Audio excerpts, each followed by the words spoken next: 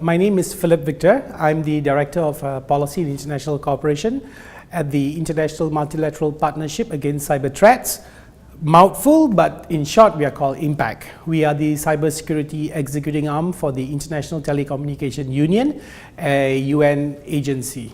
Okay, so what are the three biggest security threats enterprises should defend against? This is a very tricky question because there are a lot of threats and a lot of it depends on the type of organizations.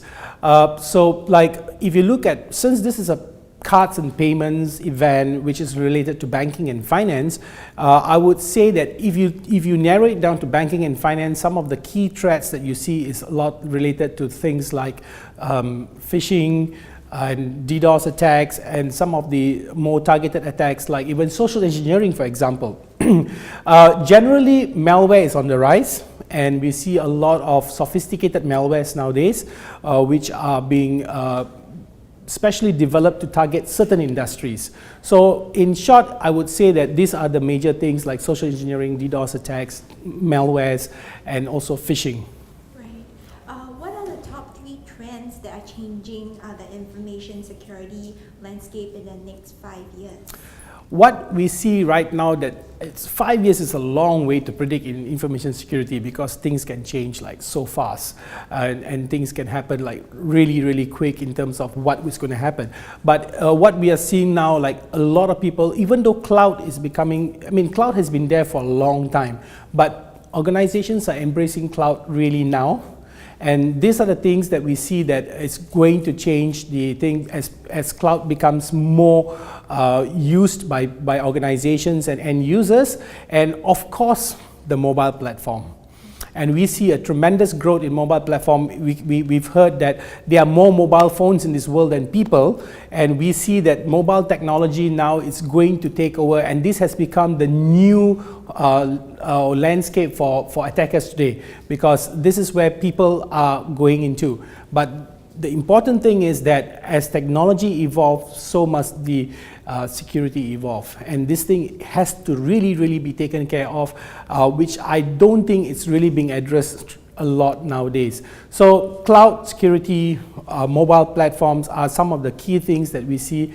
And lastly, I would like to say is that today we are seeing targeted attacks. Many years ago, we see attacks which are basically by script kiddies and people do it for just for fun. But today we are seeing more and more attacks that are happening which are basically targeted. We see state-sponsored attacks happening. We see nation-sponsored, targeted at very critical infrastructures like, for example, the banking sector, the energy sector, and the oil and gas industry. So I would say targeted attacks are really on the rise right now. Okay, so what are the most important factors in implementing a successful national ID program? That's interesting because when it comes to national ID, the most important thing, of course, in the bigger picture is the security portion of it, of course. But what we are talking about here is fraud. We need to look into how can we minimize fraud, or even not even minimize, there should not be fraud because we're talking about national ID. We need to have good authentication methods put into the card so that there is a proper way to authenticate the actual person itself, and in terms of, because this is national ID which could be used for various kinds of purposes, especially in banking and finance.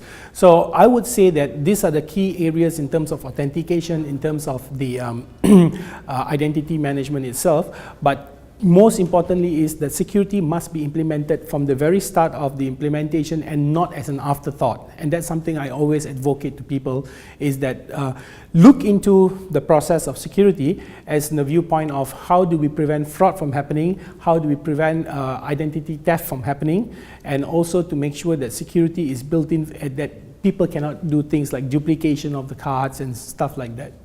Okay, so what were the biggest challenges in large-scale deployment? Biggest challenges in large-scale deployment, I would say that if I take a look at many of the large-scale projects that's happening today globally, I would say that because people are moving so fast in the mobile platform into the other areas like developing applications, everybody's computerizing things, I'm seeing that security is still the afterthought of all these processes.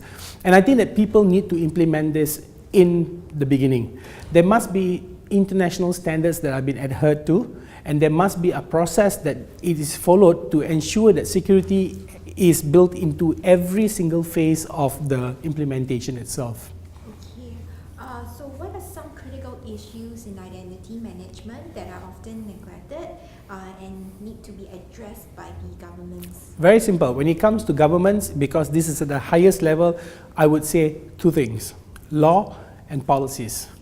Governments must implement the right policies and must have the appropriate laws in place in order for anything to be successful, whether it's identity management or anything that is being put, because that is the foundation that will cascade down to any implementation that goes. So I'm giving you even the bigger picture, beyond just identity management. When it comes to government, it's always laws and it's always policies, because these two will govern everything that is being implemented within the country itself. Right. So how do you find the conference and exhibition so far?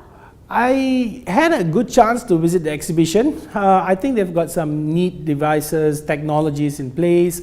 Conference, I think, yeah, it's somehow, I mean, this is a really more of a banking and finance thing, and I see that, I'm glad to see that a lot of the key issues are being addressed there, like, you know, the RFID, the NFCs, the social media, the information security. But I really hope that information security in the coming years of this event plays a bigger and more important role, because it is the key factor today in giving confidence to people to basically move into that platform where we are moving to, which is mobile and on the internet itself. Okay, this is your first time to the event? This is my second time. Second time. So actually, what spurred you to this event for the second time? I think that as far as we are concerned at Impact and at ITU, our aim is to reach out to more people, to share our experiences that we have.